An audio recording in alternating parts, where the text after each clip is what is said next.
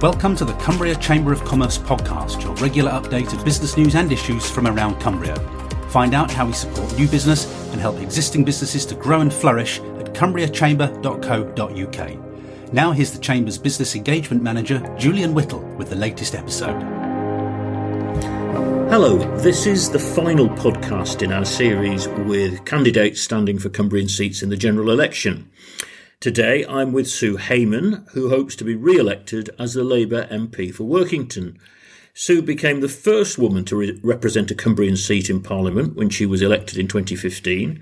She served as an opposition whip, as Shadow Minister for Flooding and latterly Shadow Environment Secretary. She is co-chair of the All-Party Parliamentary Group on Nuclear Energy and a member of the All-Party Group on Rural Business.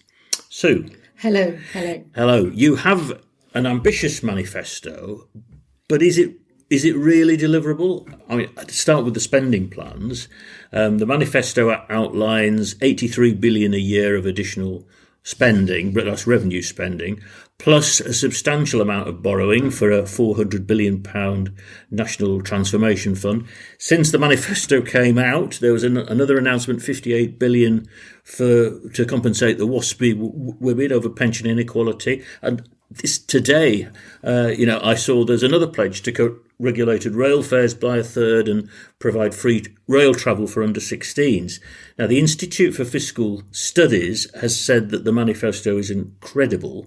Are you being too ambitious? I don't think there's anything wrong with being ambitious. I'm actually quite excited by the ambitions in the manifesto. And as we did in 2015, we've also produced a grey book alongside the manifesto, which states the spending commitments and how we are going to manage them. So we are being pretty transparent about how we think we're going to manage these costings, which, as you say, are very ambitious. But we feel that after so much austerity, that actually we need to be ambitious for our country. Some of the spending, though, announcements have followed the manifesto and aren't in the Grey Book, like such as the extra money for WASPy women and the announcements on rail today. So is that perhaps not a step too far? Well, the announcements on rail, for example, would be put in place once we brought the railways into public ownership, and we intend to do that as each franchise runs out. I mean, as for the WASPy women, the WASPy women's case with their pensions is really one of just great injustice. And every woman I speak to who falls into that category has suffered greatly because they had planned to retire on a certain date and then had the rug pulled out from under their feet. So that money was their money that they had paid into in their pension pot. So it's only right and proper that we should return that to them as best we can. Alongside the National Manifesto, you've produced a series of regional manifestos. Now, I was looking at the one for the North West. It has a substantial commitment for Cumbria around a new steel plant in your constituency. Tell me a bit more about that. Yes, I mean, this is part of our investment into what we're calling the Green Industrial Revolution, where we are going to bring good, highly skilled manufacturing and industrial jobs to the kind of areas like mine in Workington that had former industry, steel and mining, for example, and that's now been lost. And many of those areas have really been left behind by previous governments. So we want to change that. Now, the idea for the steel recycling plant is to create steel through a green method rather than using coking coal, which at the moment is what we have to use for the steel process. Yeah.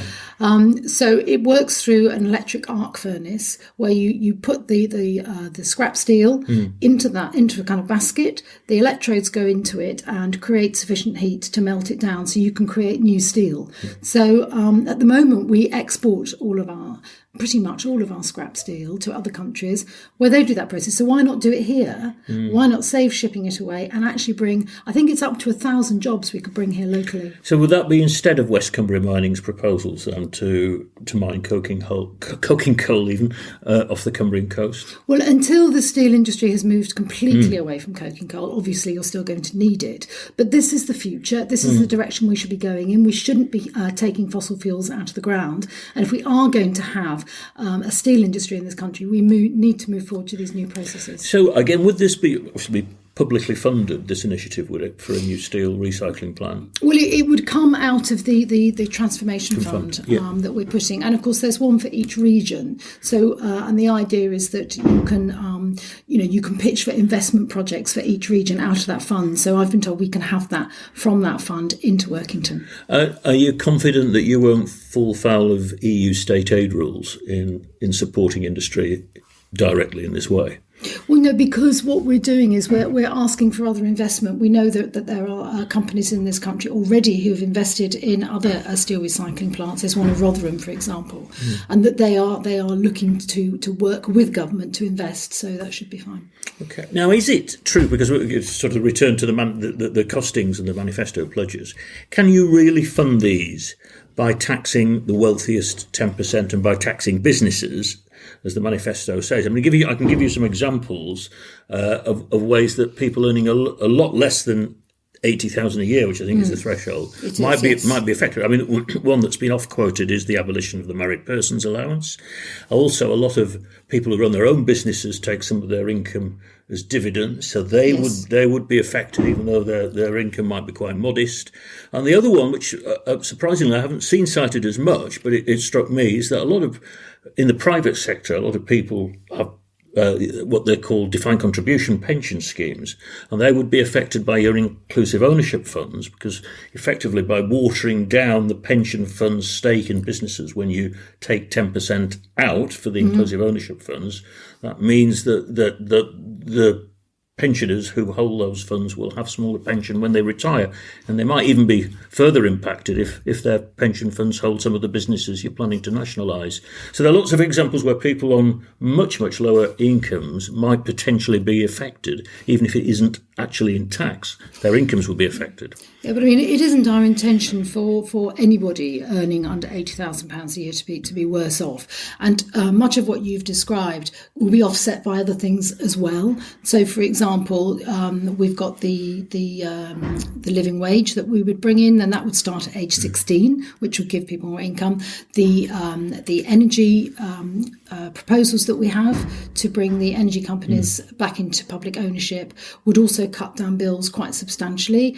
And there are a number of other areas in the manifesto where we will help people be better off. For example, cutting down bus fares for under 25s, for example, and as you've talked about the rail fares. Yeah. So there are we've worked out that on average most people would still be better off once you took the whole of all of the packages in our manifesto into account. But I mean, there are other things that we're looking to do. We're looking for the windfall tax on the oil companies, which would bring in around 11 billion. So it isn't just about the taxes. Okay. Now, Carol, if we can stay with the inclusive ownership funds for a minute.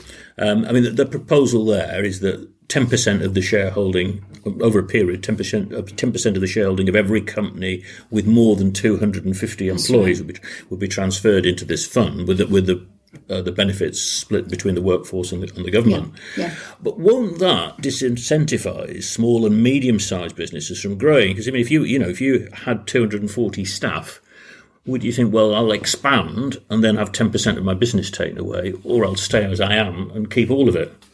Well, I would hope not. I mean, the feeling behind this is that we know that so many companies now have such a disproportionate, level of pay from the top to the bottom, and that has grown hugely in recent years, in the last kind of 20, 30 years, and we just wanted to make it fairer for every employer. But also we know that when you've got employees are more invested into their business, that they tend to do better anyway. So if you are encouraging your employees to take part in a much more proactive way, the evidence shows that actually the businesses tend to do better and have a stronger, more committed staff. How do you justify it morally, though, that you're taking 10% of somebody's business effectively away from them, aren't you? Well, no, you're not. You're just using it in a different way. And I mean, we're also saying that a third of boards should also have people on from the employee side that are elected onto it. And again, to have them more of a stake in that business. I mean, this is actually about having stronger businesses. Another proposal, which has got quite a bit of publicity, is the idea of a 32-hour working week by 2030 with no loss of pay, paid for by improvements in productivity.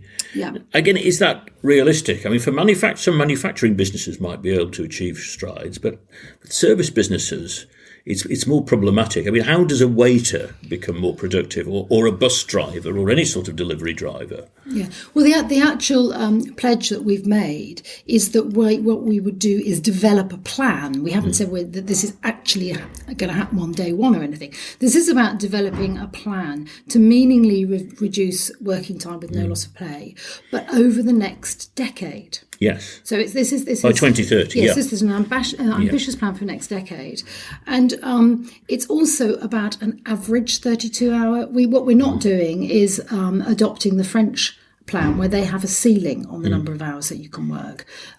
That's not what it's about at all. And at the moment, we know that we work longer hours in this country than most of other developed countries. True, yeah. And we know that we have people off with stress far more and illnesses than we used to have. So it's just about looking at how we rebalance that. I mean, Cumbria, of course, has got a particular problem because our working age population is shrinking. Yes, that's right. Yeah, I think I've seen figures that by 2030, when Yeah. this is, that's your ambition to have the reduced working week, our working age population will fall by about 12,000 compared with where it is today. So if you're also, if you like, asking, some employers would have to take on more staff because if their existing staff are working reduced hours, there's going to be real difficulties recruiting. I mean, a lot of businesses already telling us they're struggling. Then we need to look at why young people are moving away and not coming back, and we need to look at why people struggle to recruit. And part of that is because the area is allowed to become run down by insufficient investment. So if we do bring that investment in, for example, the steel plant we talked about, if we invest in the new nuclear plant, then you're actually encouraging people to come to this area and encouraging people to stay and work here. So it's about turning that around.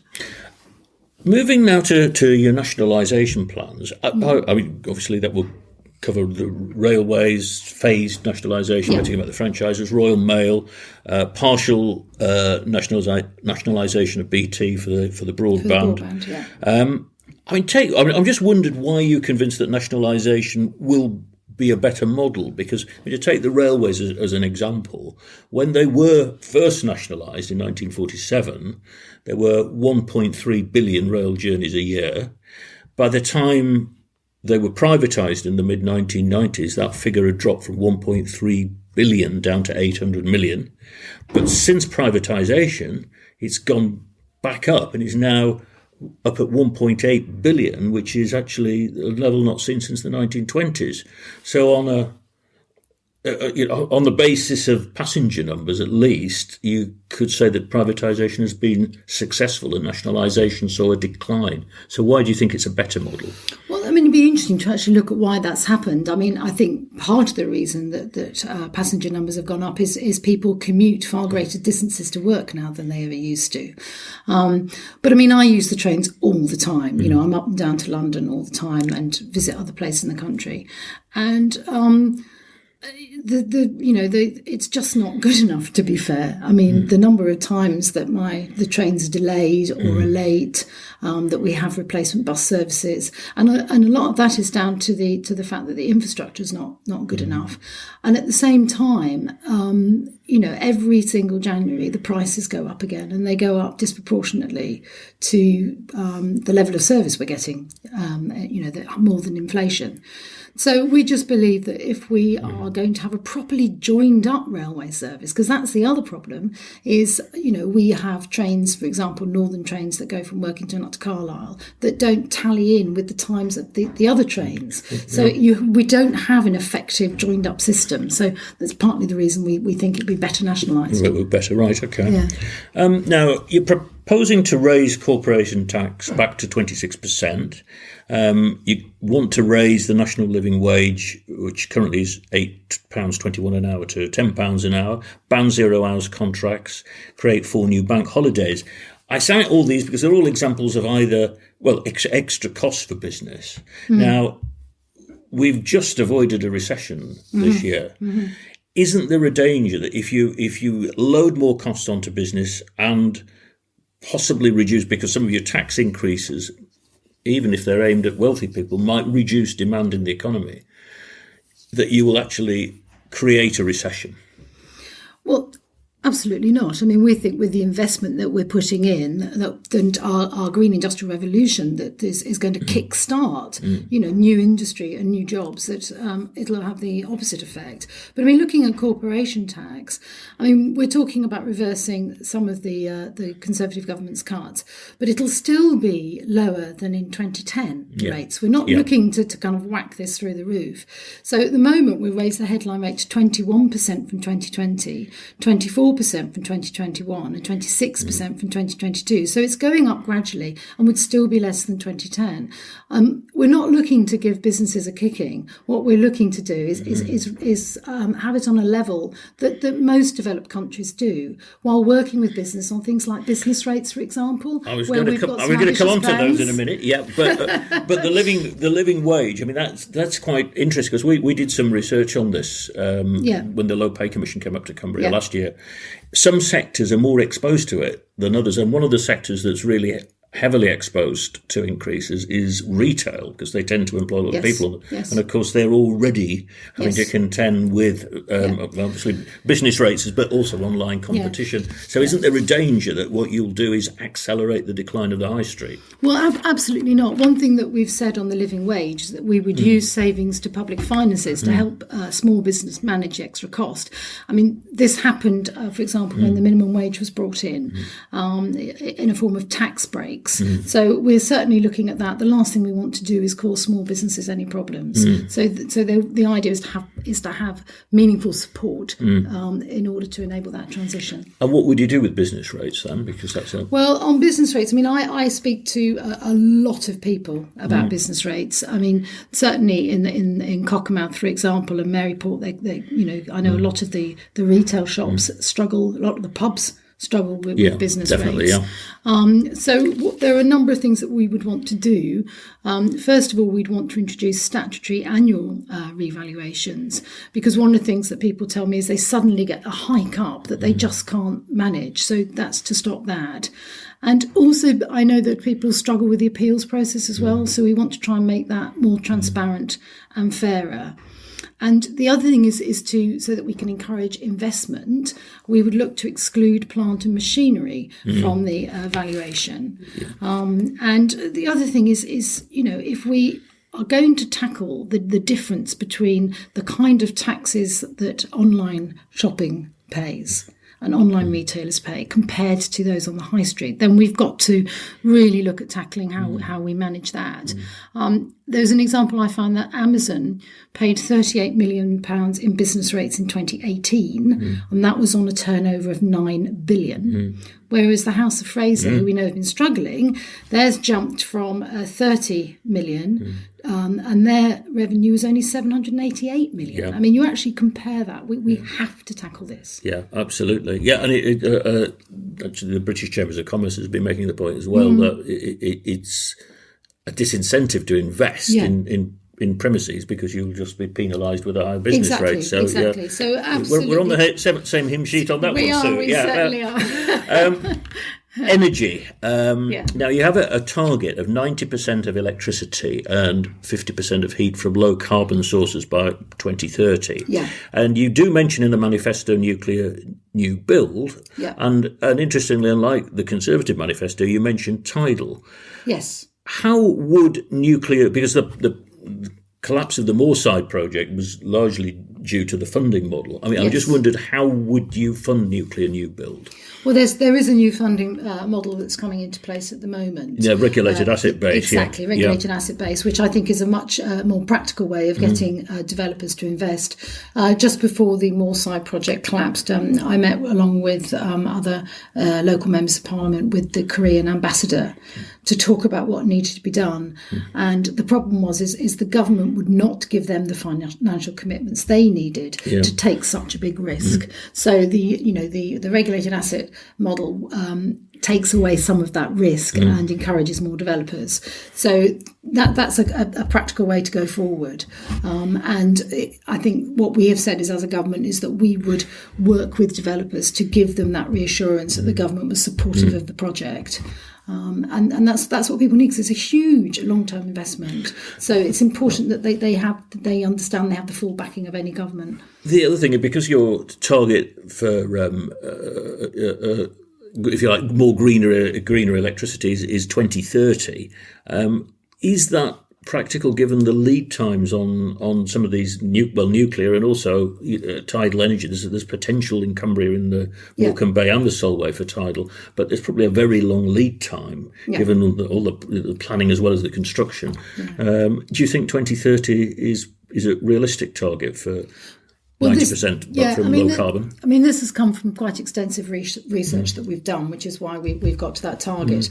I mean, clearly the very major infrastructure projects, the large nuclear power plants, the big, huge tidal energy plants, do take an awfully long time. But you can also do smaller schemes previously. So it's a matter of balancing the two. There are, you can look at promoting small modular reactors for nuclear, for example, and smaller tidal schemes, hydroelectric schemes. They've got a lot of those in Scotland, for example. So we just need to explore the potential for the smaller schemes, get them on board while we're then investing in the larger. Okay. Also looking at the transport section, I was surprised to see not just a commitment to HS2, I wasn't surprised to see that, but the fact that you were looking to extend it through to Scotland, because the government's current plans would, even if they are delivered, would see a line as far north as Wigan, actually, and then another one over to Manchester and to Leeds. So would you take the line? Would that be the west coast route through Cumbria, or would it be the east coast route through Newcastle? Well, I'm pushing it to be the west coast route through Cumbria, and we've been talking to the party about that, because what we don't want to do is to have increased capacity with HS2, but then find that we actually have a reduced service from Carlisle down into London. It's absolutely critical that we keep as good as, if not better, direct service that we have at the moment. Now, there was another item that just caught my eye was on bank closures. You want to stop them, put a moratorium, and also set up a post office bank and even a business development agency within the post office bank offering advice for startups.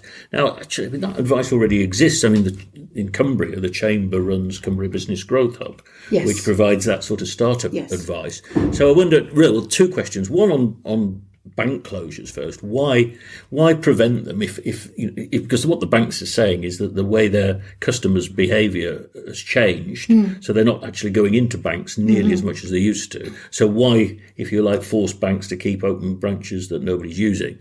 And on the post office bank business advice side of it, why duplicate or replace something that already exists?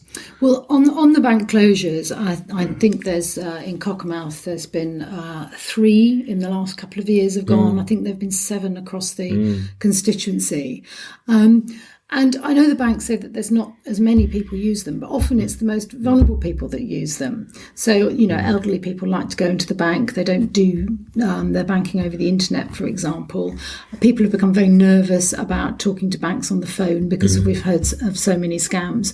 And certainly some of the businesses in Cockermouth were very concerned that they weren't then able to go and bank locally with their business in the same way, that they wouldn't be able to. They can use the post because most of the banks have an agreement with the post office, so you can. But some were saying that they were missing that. I also know that there was certainly at least one business in Cockermouth that said it was not going to renew its lease and was going to close, and in fact it has closed now because it was en route to one of the banks that had closed that was slightly out of town, and they said the footfall had dropped to the point that they felt that their lease was no longer worthwhile. So we can see that it does have an impact. And then, of course, you've got these large units in town which are empty, which also, doesn't look great.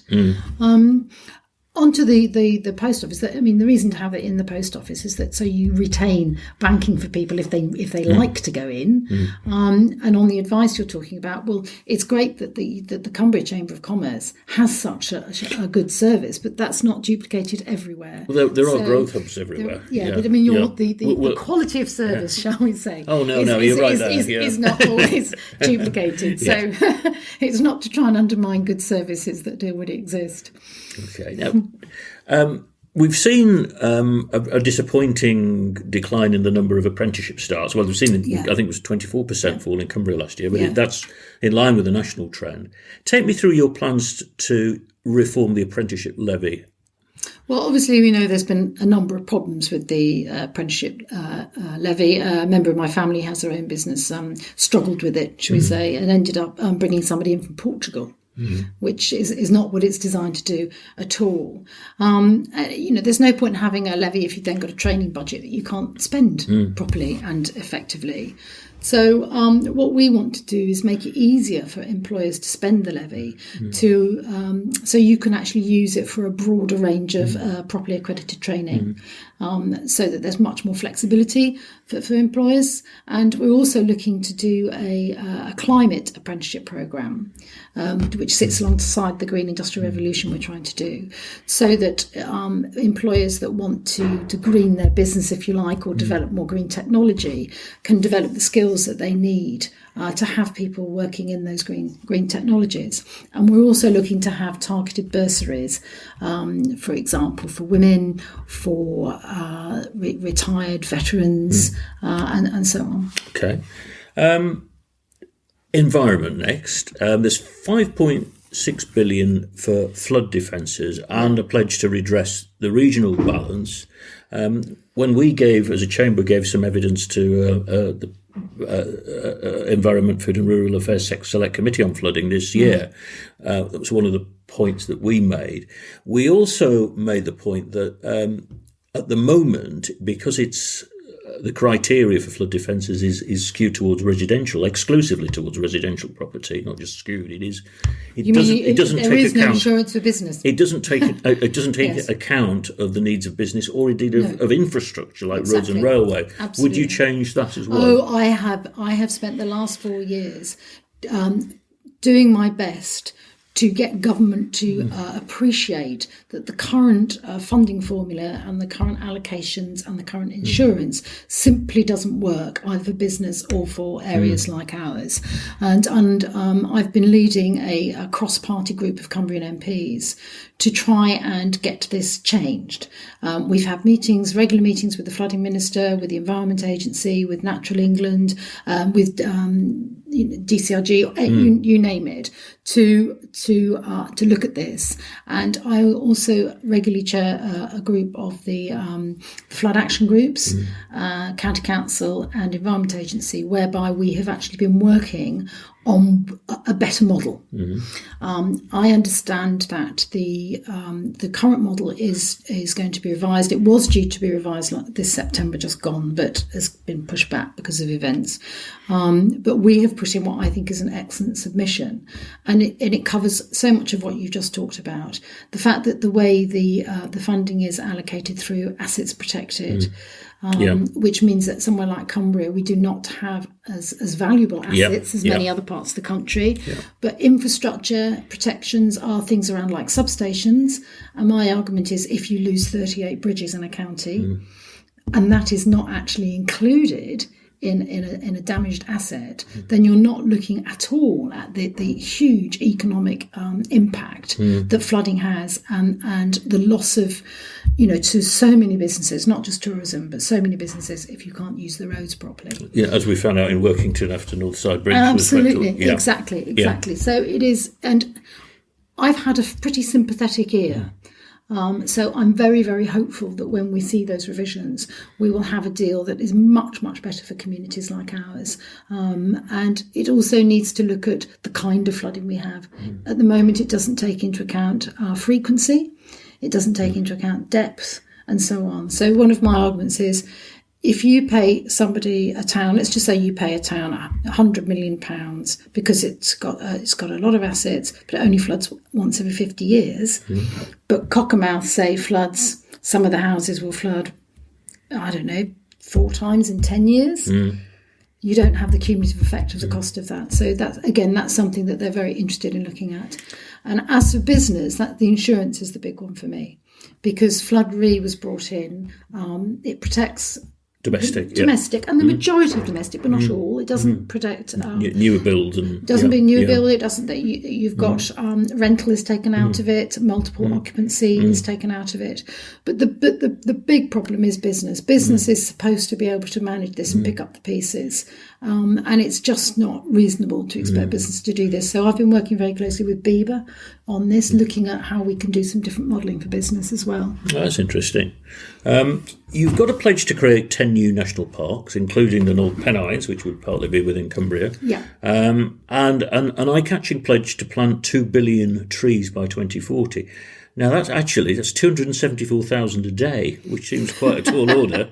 And the other thing I worked out, being a bit of an anorak, if you plant at the maximum density that you might see at some of the old-style Forestry Commission plantations, you'd still need an area bigger than Cumbria to plant that many trees. So it's not realistic, is it? I think we've worked out the area we need is equivalent of Norfolk and Suffolk. I think that's how it is. Just so I'm very aware of the ambition of it. I mean, what we've done is we've actually looked at what we would need to do if we're genuinely going to meet our net zero carbon targets, and it is pretty ambitious, but it's going to be done through all sorts of different ways. Obviously, working with things like the Northern Forest that's planned.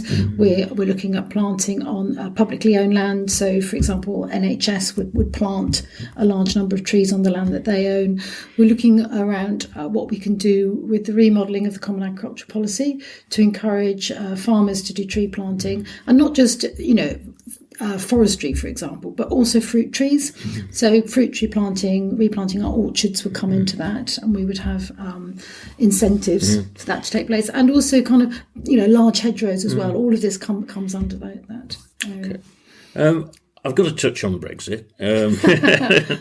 Some people are calling it the Brexit election, but I was quite interested because obviously you consistently voted against the various incarnations of Theresa May's withdrawal agreement and Boris Johnson's, and I just wondered, when we get, if we get a Labour government and we get a new Brexit agreement which goes head to head in a referendum with Remain, have you decided which side you would come? Well, you would have to look at what we're able to agree. I think it's supposition to say you're definitely going to vote for something. Well, some people like Keir Starmer and Emily Thornbury haven't they? They said they'll. But I was part of the cross-party talks when we were trying to get a decent deal together, and I know that Keir Starmer has been working very, very close with the European Union about what kind of deal that they would accept. So he knows a lot more about that than I do. But everybody knows that I voted Remain in the last election, and I always said I wouldn't back a bad deal, which is what I believe both Boris Johnson's and Theresa May's are. And I would like to kind of see what a good deal would look like. And a good deal for me has to protect workers. It has to mean that we can access our trade routes, properly through a customs union and access to a single market. It has to protect the environment. And the environmental protections that we get from Europe have not been brought back into law by the government. And that concerns me deeply. And I'm very concerned about how trading deals could undermine our standards in this country. So there's a lot to be concerned about. One final question. Yeah. How confident are you that you can retain the seat? I noticed there was a big YouGov MRP poll that came out last week, and they predicted a very narrow Conservative majority in Workington. Well, every poll you look at for Workington puts it pretty much neck and neck. I have no idea, who's going to win the seat. I think it would be foolish to be confident. But all I can say is I've worked very, very hard for the last 4 years. I've always tried to do my best. People sometimes will, of course, disagree with what I'm doing, but I've always tried to explain why I take the decisions I take. I've always worked to put Workington and Cumbria at the forefront of government, and I will continue to do so. And if I'm re-elected as the MP, then I will be very proud to carry on with that work. Thanks very much, Sue. Thank you. Thank you for listening to the Cumbria Chamber of Commerce podcast. You can find out more about how we're supporting Cumbrian businesses at cumbriachamber.co.uk and cumbriagrowthhub.co.uk. In the meantime, thank you very much for listening, and watch out for the next episode, which we'll be releasing very soon.